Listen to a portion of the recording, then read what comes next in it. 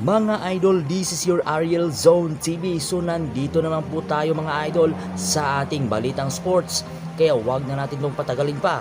Simulan na natin to.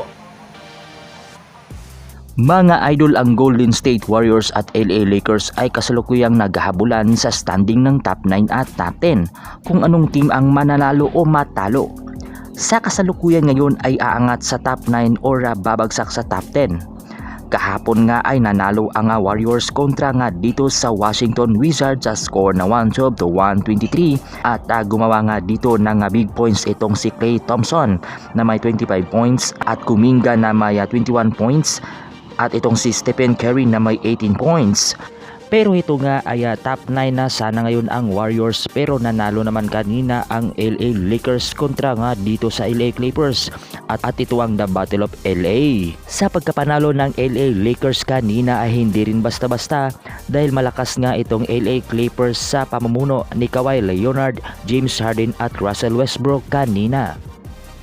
At wala nga si Paul George mga idol dahil natambakan nga kanina ang Lakers na nga 19 points at akala ng lahat ay matatalo nga dito ang LA Lakers, pero yun nga sa pagiging agresibo nila at sa mga puntos na ginawa ni Anthony Davis na may 20 points, Russell na may 18 points, Hachimura na may 17 points at sa ginawa ni LeBron James na may 34 points.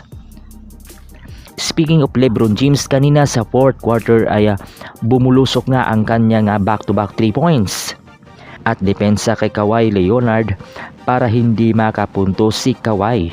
Especially yung parablang fadeaway ni Kawhi Leonard na hindi pumasok dahil sa depensa ni LeBron at nasiliuhan ng LA Lakers ang kalamangan sa apat sa score na 112-116 at ngayon ay balik angat ang Lakers sa top 9 dahil sa panalo kanina kontra LA Clippers. Ang susunod na makakalaban ng Golden State Warriors ay itong New York Knicks at bukas na nga ito mga idol. At kung mananalo ang Warriors dito ay aangat ulit sila sa top 9 at ang LA Lakers naman ay magiging top 10. Pero yun nga ay maglalaro rin ang LA Lakers bukas kontra dito sa Washington Wizards sa huling bahagi. At kung matalo ang LA Lakers bukas kontra dito sa Wizards ay top 10 pa rin ang Lakers.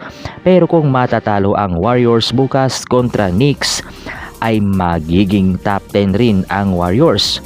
At ang Lakers naman ay magiging top 9 sa standing sa West. Anong masasabi nyo rito mga idol? Comment lang down below. This is your Ariel Zone TV.